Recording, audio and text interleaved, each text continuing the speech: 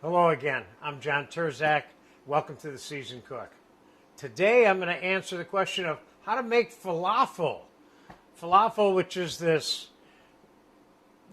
ground up chickpea or fava beans or both that are formed into a ball or a patty or a donut and either fried or sautéed. And we're going to make a small batch, and after we make this initial mixture, we're going to let it sit in the fridge for a few hours before we take it to the finishing steps. So let's start with what I have here. I have 1 cup of dried chickpeas or garbanzo beans that I soaked in cold water overnight at room temperature. And they became 2.5 cups measured after they were soaked. So we're going to put that in the food processor. And we're going to put 1 egg in the food processor. And we're going to put about 1.5 tablespoons to 2 tablespoons of fresh chopped garlic in there. We're going to put a cup of cilantro in there. And that's optional if you want cilantro in it. And I'm going to take some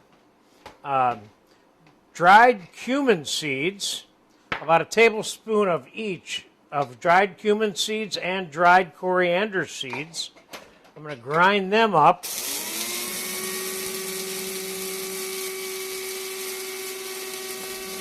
And keep in mind, there's all different kinds of flavors of falafel.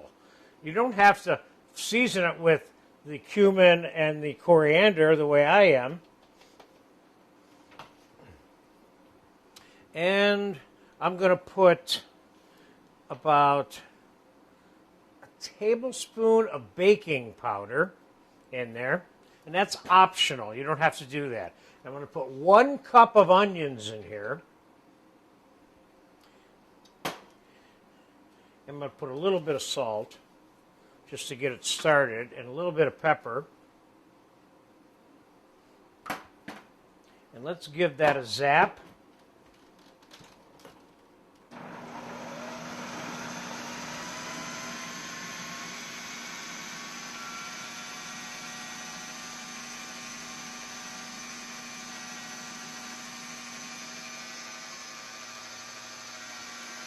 Put a little bit of olive oil in there.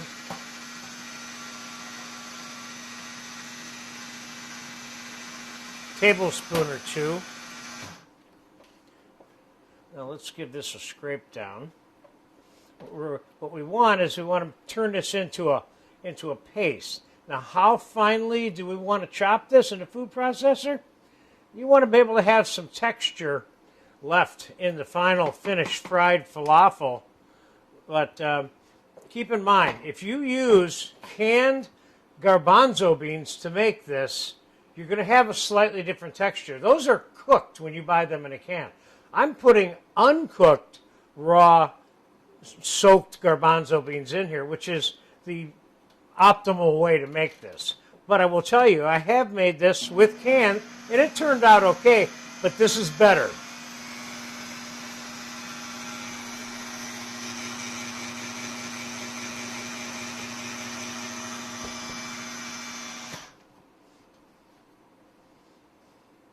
That is done enough for me. I'm going to put this back in the bowl that I started with, which is what I soaked the chickpeas in.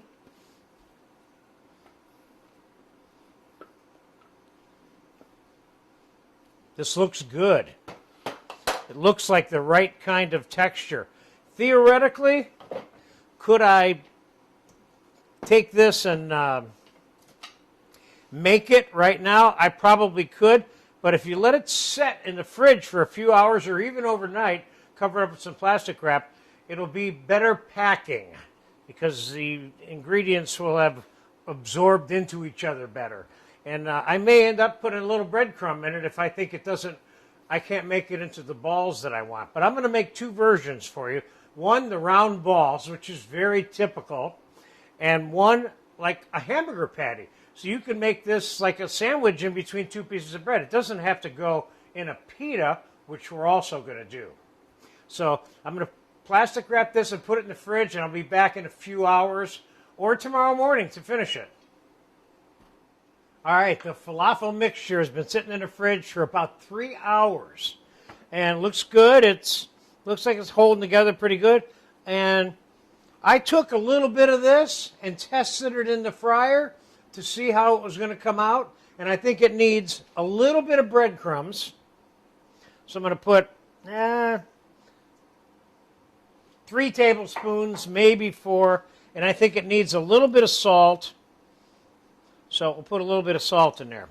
So we're going to make 1 hamburger patty like falafel, sautéed in a pan back here, and I'm going to fry 3 of these balls, and we're going to put together a pita sandwich. So I'm going to use this just so I have like a little measuring guide. One of the things you don't want is you don't want these too big, because you don't want them to have to brown to death in order to get cooked in the middle. Remember, this is uncooked garbanzo bean or chickpea puree here. So kind of pack that like a snowball a little bit. Just dredge it in a little bit of flour.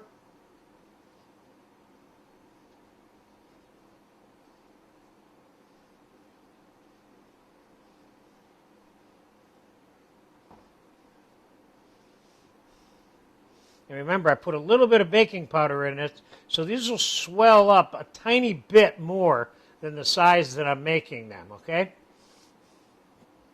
And now let's get a little hamburger patty style version of this. Let's get that in some flour also.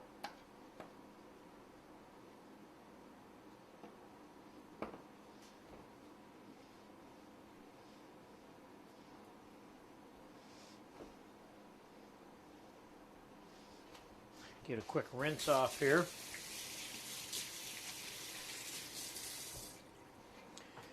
And let's put an ounce of butter in our saute pan back here. And let's take our little patty. So you can put this on a small hamburger bun if you wanted to make a falafel sandwich like that. So it doesn't have to be in a pita. And then I'm going to take these 3 and I'm dropping them in a 375 fryer. This was going to take about 5 minutes tops. So we'll be right back when they're done, and then we'll put the sandwich together. Okay, about 7 minutes has elapsed. These took about 5 minutes to fry, and they started floating. Whoop, I cut them off. You don't want to over fry them. You don't need to.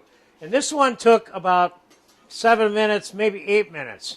And I just really wanted you to make sure that you knew that you could saute your falafel in the shape of a sandwich and put it on a roll if you want. It doesn't have to be a pita thing. But I'm going to quick just assemble a typical falafel sandwich for you right now. So here's a piece of pita. You can make the pocket as big as you want based on where you cut this now. A lot of them are cut in half. I think that's too small for what we're going to do. So we're going to go like 3/4 of the pita. Now I have the tahini sauce, and I have some tzatziki, cold cucumber sauce, and I have a little bit of small diced green pepper, onion, and tomato with some salt and pepper and a little bit of olive oil, and I was going to use that for garnishing this here. So what I would normally do is I would put a little bit of this inside, and I would put a little bit of the tahini sauce inside, and I'd even put a little bit of the tzatziki inside.